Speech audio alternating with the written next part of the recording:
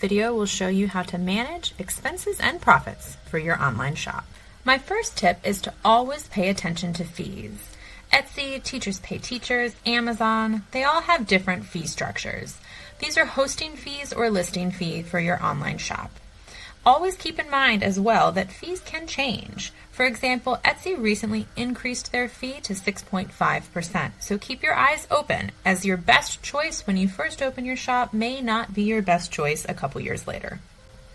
That Etsy fee change that I mentioned a minute ago increased the fees for the average shop by 30%.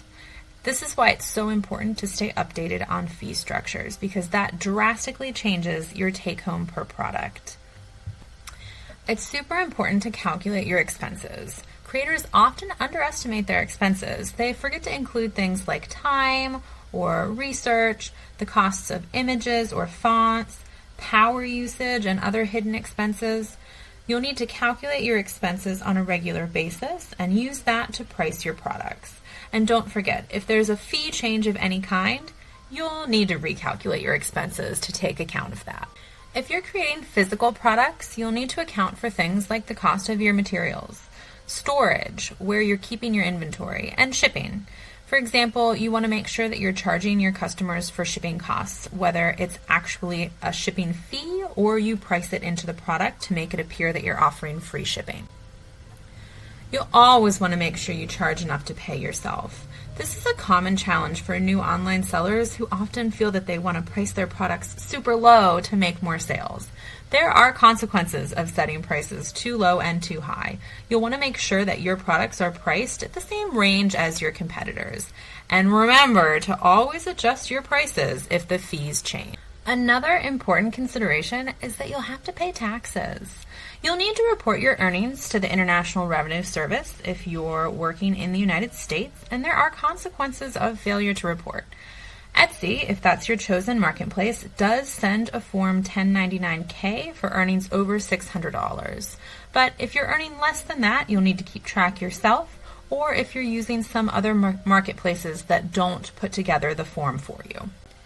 Depending on the state that you live in, you could also be responsible for sales tax. Etsy goes ahead and takes care of sales tax for you, so if that's your chosen marketplace, that makes it pretty easy. But if you have your own website or sell on some other marketplaces, it may be up to you to charge sales tax. It's important to always understand your tax obligations. To help make sure that you're really pricing your products effectively, you'll want to track your work time. Time is a significant expense. If you're spending a long time to make something, you'll need to charge a little more for it to make sure that you're paying yourself. There's also a lot of tasks involved in selling on Etsy and other marketplaces beyond product creation. You'll need to make your listing photos and write your listings. You'll need to decide on your keywords. You'll need to communicate with customers and put on sales. There's tons and tons of things other than just creating your actual product that you'll need to do. There are lots of options for tracking your time. You could use your phone stopwatch or a clock. You could use an app such as Clockify, but it's really important to ensure that you're tracking all of your time: product creation time, research time, listing time. This helps you ensure that the prices you're charging truly cover the time that you're spending. As I mentioned earlier, you'll want to review your expenses regularly. Sure, it's possible that your marketplace has changed their fees, but it's also possible that as you gain experience, you're creating your products faster and it's taking you less time, or you'll need to account for the impact of inflation on your raw materials. There's many different things that can impact your expenses, and so it's important to make sure that you stay on top of that by reviewing them on a regular basis. There are plenty of people on all types of marketplaces that use online sales as their primary income.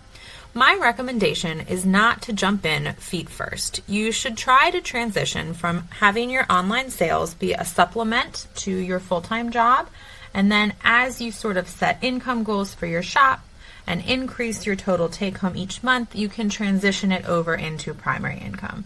Keep in mind you may need to make some price adjustments as you're starting to move into more full-time selling. Just like you need to regularly review your expenses and possibly adjust the prices on your products, Your competitors are doing the same thing, so you'll need to make sure that you're staying up to speed to keep your prices in line with your competitors if they're drastically shifting up or down, etc. This is truly the importance of making sure that you always have up-to-date research on your expenses, the time that you're spending, and on what's happening in your chosen niche. At the minimum, I recommend you review your prices at least every 6 months. This helps ensure you're not under or overcharging and that you're maintaining profitability to meet your obligations. To learn more about a super hot niche that I have just discovered with very low competition, check out my Any Size Image Secrets product.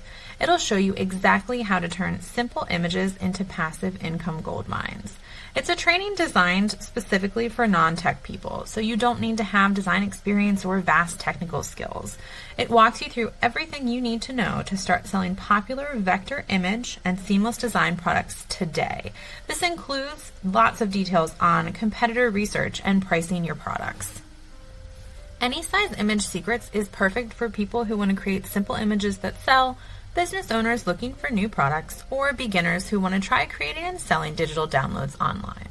To learn more and get it now, check out amysfaves.com/YTANY.